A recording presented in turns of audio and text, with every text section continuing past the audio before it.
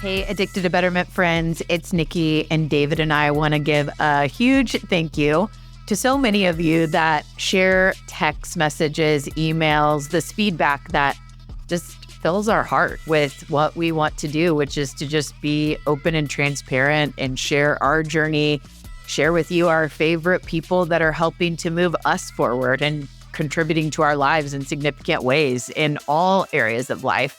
Thank you so much for the feedback. We spent some time recently doing a data dive, if you will, on episodes and looking for some trends and, numbers. And we are going to spend some more time digging in to really plan out what's next for Addicted to Betterment. But we did identify a few episodes that have significantly larger listen numbers than others. And we want to showcase a few of these favorites. And so we're doing a throwback today.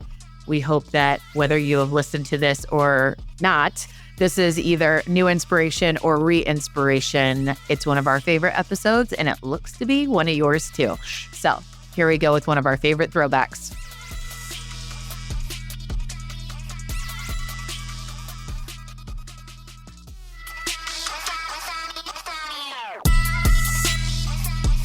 Here we go. Let's do this. We've got one life, one shot. Who do you want to be? What do you want to do?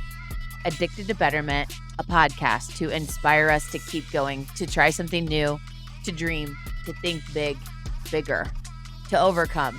Here we go. Here we go. Here we go. So today's episode brings up a lot of emotions. We're talking about courage.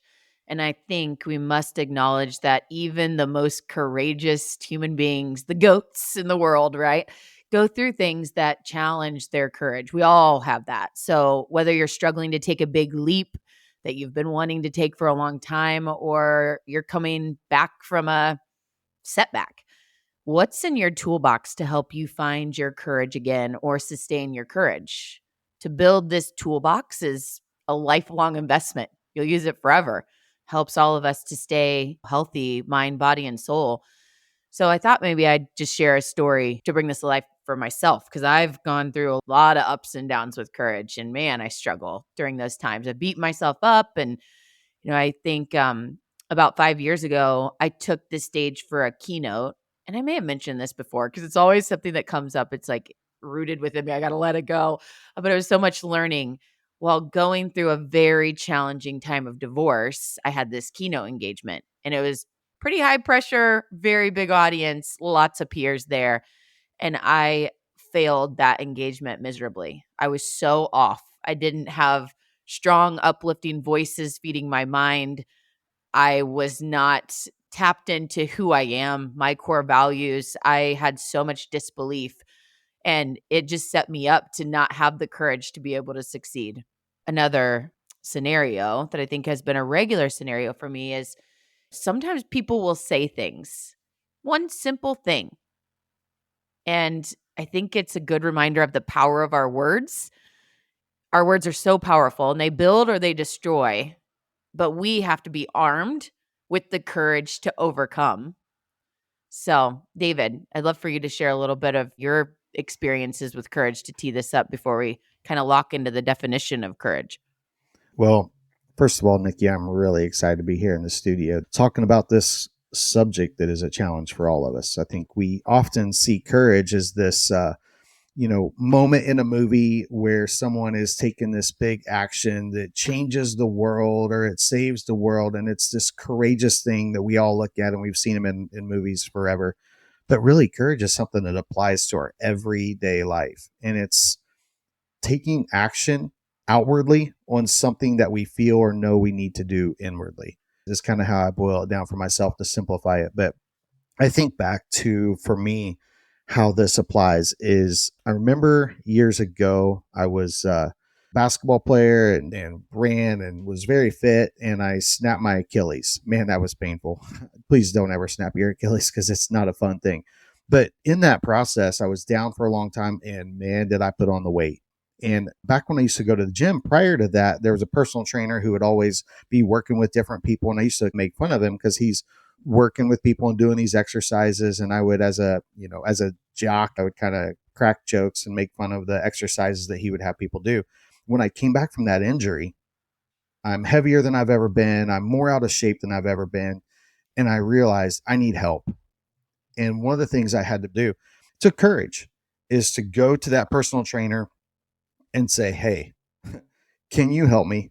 I am overweight, I'm out of shape, and I need help to get back to my fitness level." And so for me, that it took courage to kind of humble myself and say, "I need help." Another area that I think of, just that applies to you and I together, is, as we started merging our lives together and we've lived our separate lives and we find each other and we're trying to develop a plan for a great future, and we realize, man, we need help having someone help us achieve our financial goals. And when you and I went, we talked and researched and we found a financial advisor that we believed in and knew could help us achieve those goals, to sit down with them, and he says, "Okay, what's your net worth? What are your assets? What are the things that you owe? Where do you stand currently?" And here's the reality. It does not take courage to just continue to be mediocre. It takes no courage to be mediocre in any area in life. But in order to achieve excellence, in order to pursue goals, sometimes it takes courage to sit down and be real and say, "Hey, here's where I am." Be vulnerable. It takes courage to be vulnerable and open. So those are two areas that I think of that apply directly to us. I think we deal with courage in every area of our life every day. Yeah, so good. And I can so relate, especially since you and I sat down together with our new financial advisor. And if you want to make a change and you want to make a big change, it's like we could keep going. We're in healthy shape financially. But if we really want to be where we want to be, we've got to pull back the curtains, share all the things, the good, bad, and the ugly. And it takes courage to do that. And so whether that is stepping on the scale in front of that personal trainer and saying, "Yep, here's my baseline," or opening up your books and saying, "Yep, here's my baseline." It's the commitment, the mindset that even in the face of something that's frightening or challenges us, we're ready to overcome. So, with that, I just looked up because I wanted to see for myself, what is the definition of courage? And these two sentences came up: the ability to do something that frightens one, and to have strength in the face of pain or grief. And so, whether that is counteracting that challenging comment that kind of hurts your heart that someone said about you, or going through a really transformational time in life and losing yourself. We're all human. We're never going to operate at the highest percentages, but how do we do it best we can? We really want to break down, like, what is the core to staying as stable and sturdy and being poised to overcome in the midst of all of this. Yeah. So, Nikki, man, you just said that so perfectly. I remember the current job that I have, the current company that I work for. I remember when I first came to work, and still to this day, because I didn't come from the industry, I didn't have a lengthy career or a lot of experience in the industry. A lot of people that I work for and around constantly made comments. "Well, you don't know this, or you don't know that because you're not from," and they would make these comments exactly what you're talking about. And even though I've excelled, even though I've accomplished great things, I still hear those compliments, and it still takes courage to overcome those, because you hear them and you feel them, and you're always going to have doubters. No matter what you do in life, you're going to have doubters in your relationship, you're going to have doubters in your finances, you're going to have doubters in your work. And if you have kids, I can promise you, you're going to have doubters. They are going to be your biggest doubters. But the bottom line is exactly what you said: overcoming the words that people say or people's opinions. Man, that takes courage. You said that perfectly. Thank you. Yeah. So if we break this down and I think about them in this order for myself, and David, I'll be excited to see where you chime in on these four things. And like I said, in this order, I have to keep these priorities in order for myself to keep my courage muscle built up. So I'm going to tell you the four, and then we'll break them down, and would love to have you add some of yours into that too. So one is, courage for me comes from realizing that I am not alone as a human being on this journey without a higher power, my God. And, my God is our Lord Savior Jesus, whoever yours might be. Having a higher power relationship that helps you make sure that you're not alone. and you're a little speck on this in this universe, right? And we're not here to do it alone, and we're here to have God's guidance, and we're here to have great people around us, right? But number one is making sure that my relationship with God is strong, and that I know that so much of my courage comes from that. And then number two is I have to know my core values and recenter in my core values as to who I am on a regular basis. Because when I do that, I can stand confidently because I know who I am. I know why I say yes or why I say no, or the decisions that I make or the leaps that I'm going to make. The third one is having borrowed belief in your life. That means a support system around you that pours into you and builds you. It's so important. If you just think about one person in your life that, because they were there during a time that was so challenging and they told you you could keep going, you can do it, right? You took their belief, and without that, it would have been really challenging. And then finally, all of these things ramp up to the courage, the muscle that it takes to try new things, to stretch, to say, I'm going to put myself out there. But I think it does go in order because you got to build to do that. But doing new things and celebrating your success, or being able to look at, hey, I failed at this, but I tried. But everything really has to be set up for you to be able to thrive through that, trying new things. So, David, anything else you want to add in those, or do you want to dig into these topics? Borrowing belief can often help with our courage so much, which makes me think back to some of our previous episodes, the importance of who you surround yourself with. The importance of who you surround yourself with directly affects the courage that you show up with every day. So that's a pretty powerful statement. So, David, when you think of what I was sharing around, this is really a system, like step by step sequence, if you will. I think both of us believe that courage many times comes from knowing that you're not doing it alone and there is a higher power with you. And the regular investment of the relationship with your God guides you to believe that, you're not alone and that you have strength through that higher power. I'd love for you to share like what that looks like for you. Taking time in the morning to be centered and grounded in my core values with God. For me, that sets me up. I know that whatever I'm going to face for the day, I'm not reacting. I'm proactive. I've already set my mind on how I'm going to show up for the day. So, however the day changes or whatever challenges are presented to me in the day, and I know that I'm not alone. I know that, my core values, the center of who I am, is solid. So, I've already set myself up for who I am. And therefore, it makes being courageous or making decisions or taking action that normally might be a little fearful or a little overwhelming, I can do that with more confidence. Yeah.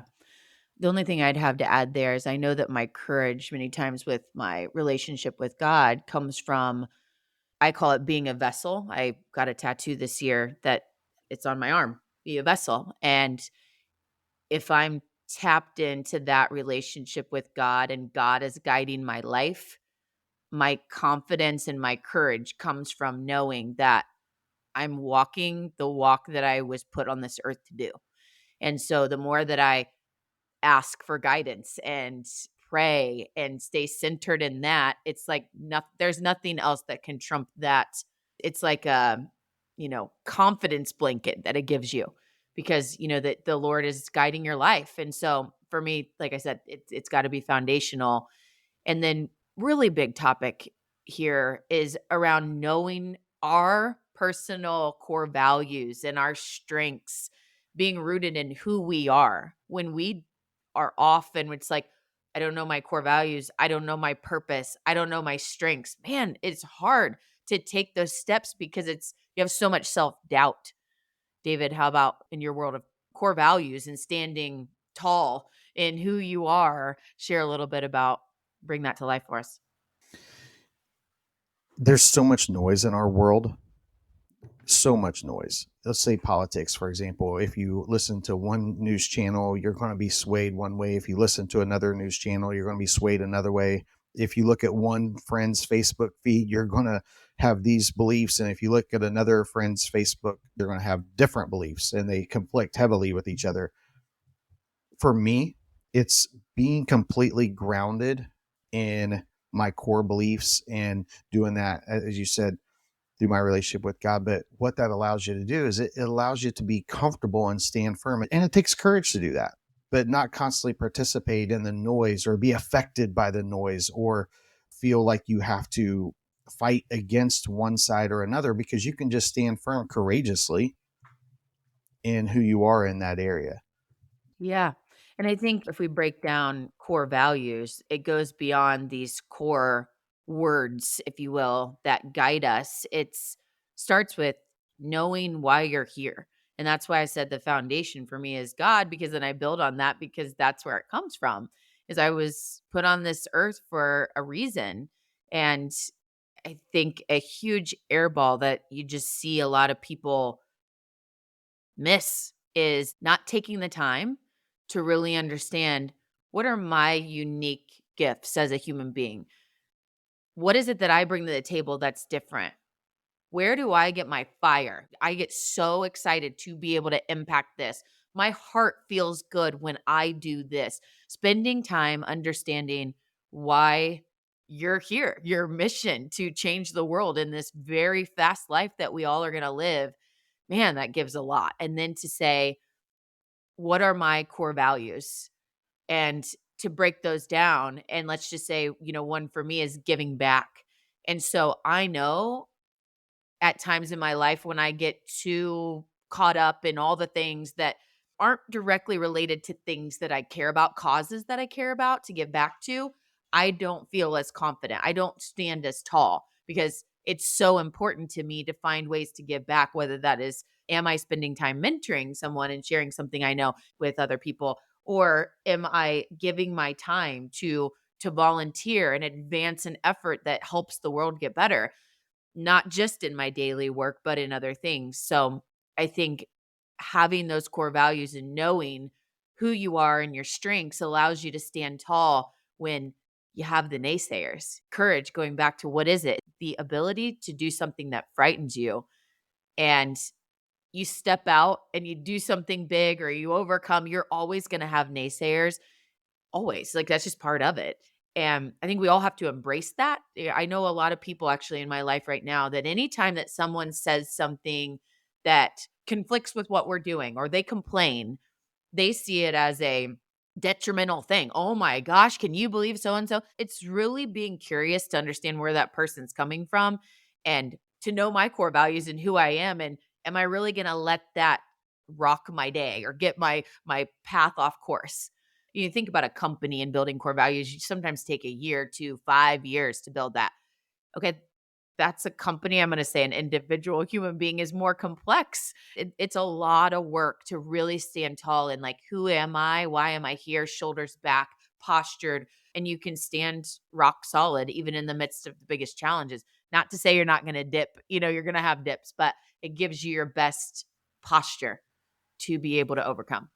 Man, the best way to take courage in an area that you might be struggling with, exactly what you said, know who you are. Take the time, do the work to truly know who you are. And if you can do that, step one in taking courage in an area that is a big challenge. So we recently did this assessment with the Y Institute, and it was really helpful. I love assessments. I'm going to guess that a number of listeners here do as well. But this one was a little different. And one of the components that came back in this was around, I am a person who wants to find a better way, always. Like 2 months ago, I may have started a new habit for, let's say, the sales meetings that I run. I'm like, this is spot on. Yep, this is it. And I then 2 months later find a new way. And there's going to be naysayers in your life that'll be like, but you just said 2 months ago, this is the way we were doing it. Like, this was the way. It's a constant progress for me. It's just who I am to find a better way. If I can find a more efficient, system to do something, I'm going to adopt that. I'm not just going to stay in the place that I've always been. And so to bring that to life in a big way, and where this applies to core values is through my career, I am definitely one of those people that have been seeking meaningful work in the deepest of ways. Meaningful work to me is something that leverages my strengths, brings me to life, makes me feel like I'm making a difference. And I might have that for a 2-year period. And then something changes, like on my course to get me to the right place. There's some people that stay doing the same thing their entire life. I'm not picking on them. I'm saying to myself, I have found a lot of better way in my career, and I've had a shitload of naysayers. And for a while there, it was like, wonder what she's doing now. And it really used to rock me until I got to the place that I married my core values and understanding who I am with the decisions I make, that I'm an entrepreneur. I am very wired for betterment. It's the podcast, and it's never going to be super consistent. Now, I need to be super consistent in my relationship with God, in my efforts with my husband, in taking care of our home, right? Those, yes, absolutely. But when it comes to my pursuit of meaningful work in life right now, I feel like I get to are there a lot of challenges, uphill battle in doing what I'm doing? I do want to say there's a lot of that. But I live so fulfilled in what I do that it brings emotion to me on the regular basis. And to know, to be standing tall and like, this is why I'm here. This is what I'm doing. And yep, this is why I change. This is why I make changes. And so for people, what is she doing now? I've got to this place where I don't care. I am here because I know why I'm here. And I'm going to make all the changes that I can to, in my true core belief in what God is telling me to do. I'm going to keep taking those steps and stay true to what I know because I've done the work to know who I am. Yeah, that's good. I feel like the second piece to taking courage is, first of all, we just established in order to take courage in an area of your life that is a struggle, you have to know who you are. And you just articulated that so well. Congratulations to you, first of all, for doing the work to find out who you are. But the second piece I feel like is you have to know what you want. If you're going to take action and utilize courage in an area, you're not going to be able to do it if you don't know who you are, if you don't know who you really are, not what you're trying to posture, not what you're trying to pretend, not that. If you don't know who you really are, so do the work. Mhm. But if you don't know what you really want, you 1 minute you're chasing one thing, 1 minute you're chasing another. But once you discover, as to your point of, man, this is what I really want, you're not going to be able to utilize courage and take action that you're fearful of, you're afraid of for all the reasons, unless you know what you really want. Want to dive into that a little bit for us, Nikki? Yeah, I mean, the thing that came to mind is you can chase and pivot because of scarcity, or you can chase and pivot because of abundance.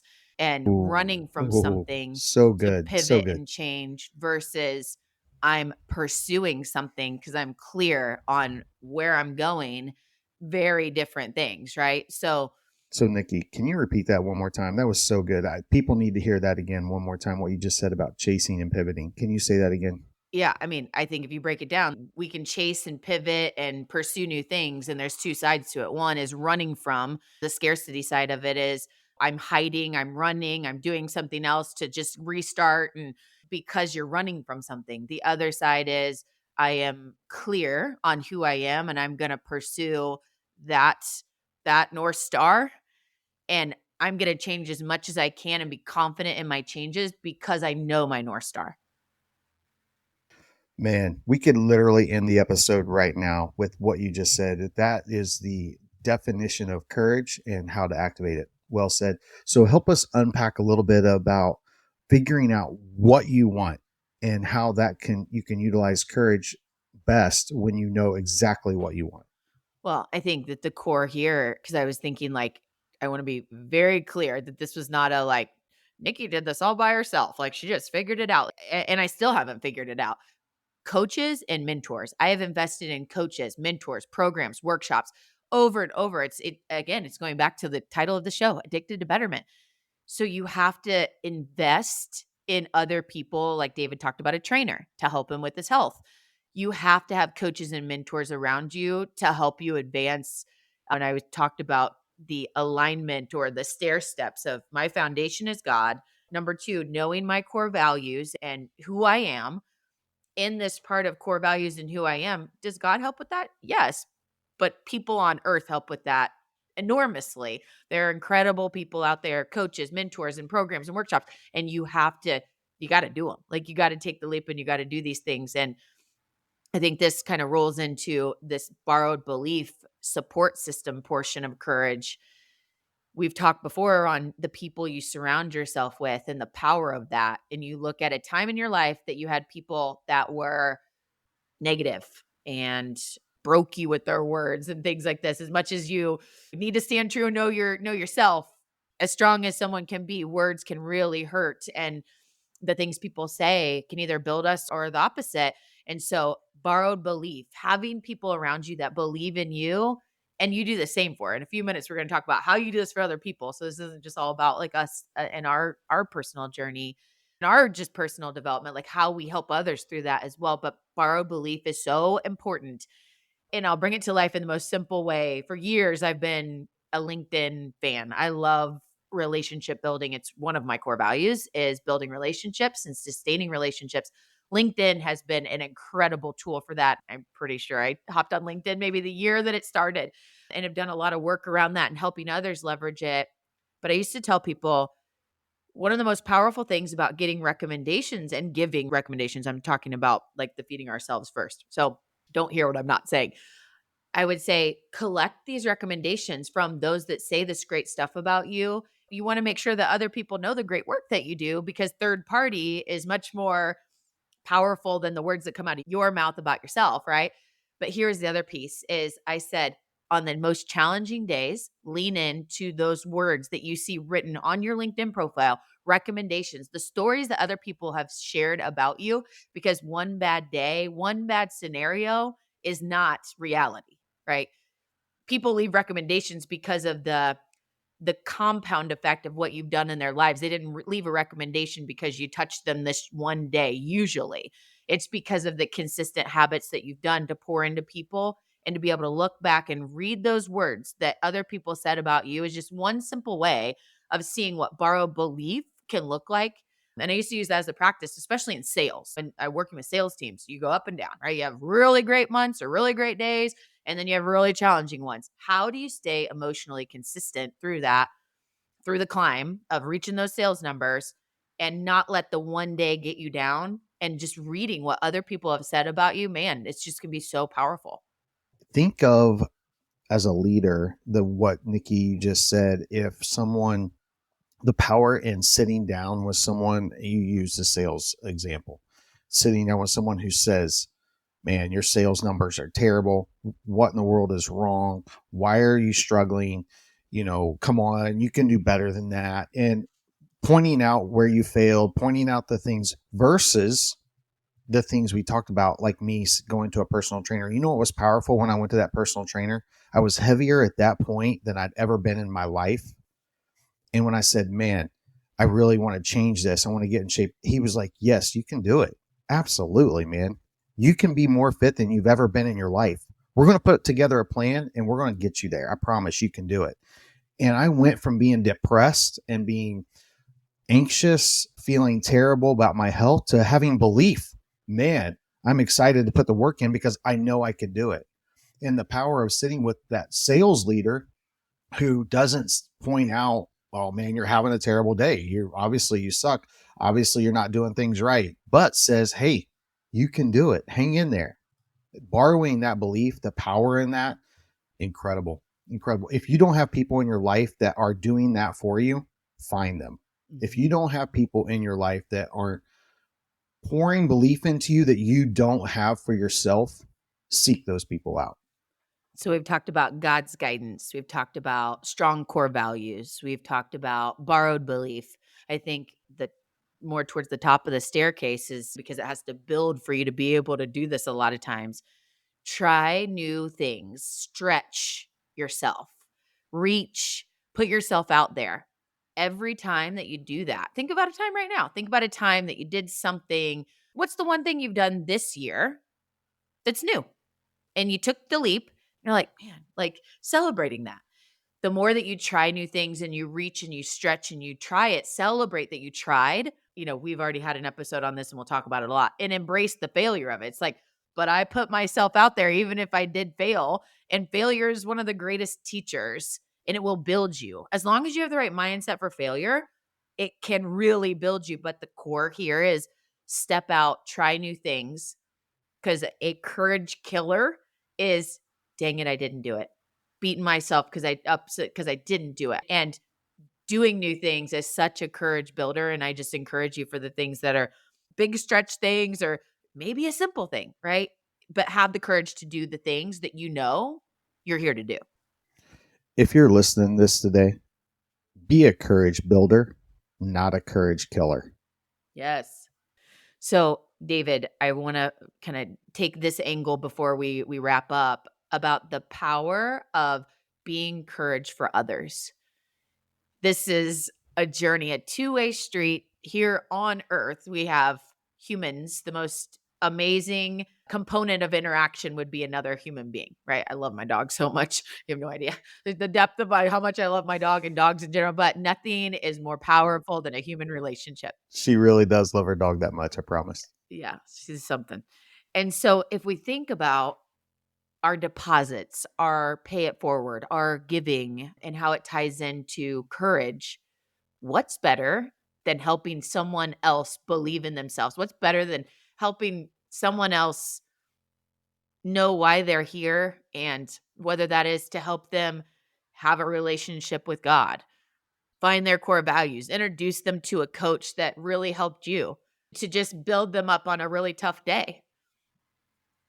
Again, emotion, like going for the North Star. It's like I've learned that nothing fills my cup like being able to watch someone else succeed.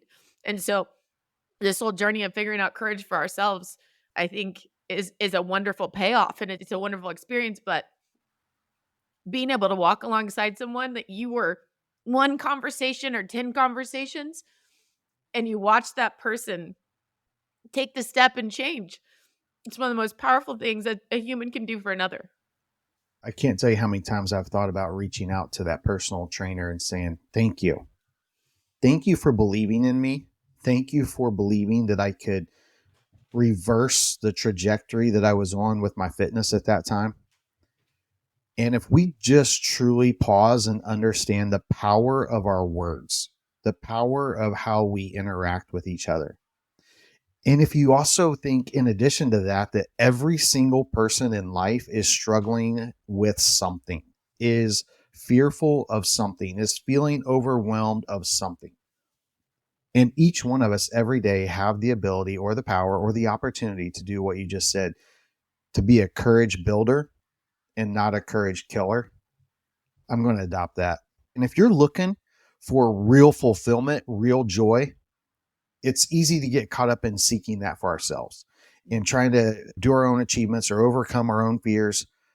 You take a moment and pour into someone else and see them overcome fears, objectives, and take courage and do action, take action and achieve something that they didn't think they could.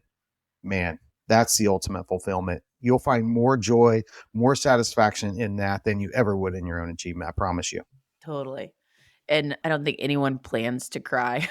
But I did say something earlier about like when you know your North Star and you are clear on why you are here, it brings you to emotion. And for years, so I hired a coach at a very young age. I've shared Tommy Richardson with that name, I'm sure, on here because it's just been an integral part of my life.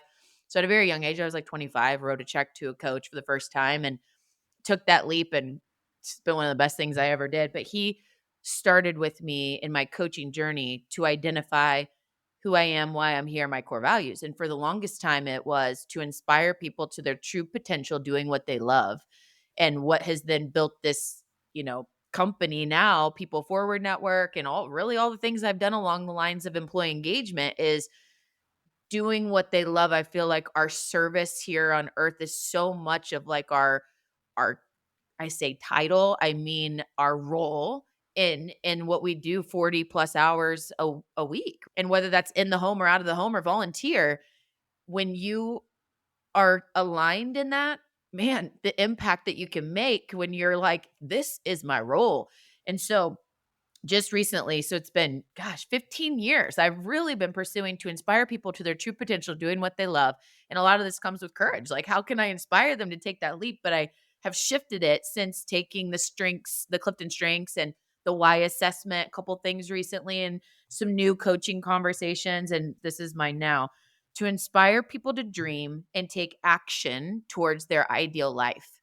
And damn, does that take courage. It takes courage to dream. It takes courage to share the dream. And it takes courage to keep going even when you think you can't. And I I just, talk about addicted to betterment, like to wire myself and work on myself to a place that I know who I am and why I'm here.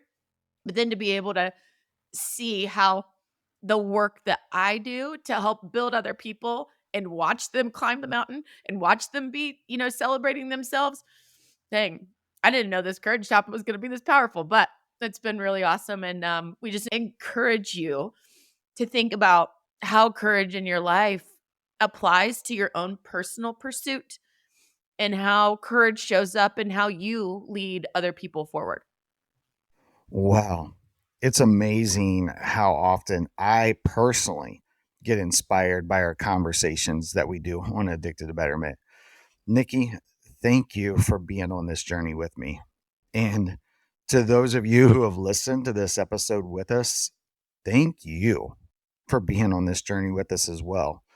Let's try to recap all this with 3 action steps. Number 1, here we go. Identify the biggest area in your life it's been difficult to muster the courage to take action. We all have them. What is it for you? Number 2, courage is not an either you have it or you don't. It's not that. It can be built. Build it. Use the tools we talked about in the episode. Don't do it alone. Know who you are. Use borrowed belief. Figure out how to build the courage. Number 3, it's not just about us. I know we often feel that way. I'm guilty as well. But this is not just about us. Be a courage builder for someone else. While we hope that by listening to this episode, you discover something with us that enables you to apply courage in your own life, we equally hope that it inspires you to pour into someone else and build courage in their life as well. Imagine the incredible ripple effect this could create. Let's do this. Join us in being a courage builder, not a courage killer. Let's go. So, you just listened to this episode. Now, join us in being addicted to betterment. Please subscribe to the show, share with your friends, tag us, and please take a moment, leave a review. Yeah, we do want your stars, but we really want the feedback.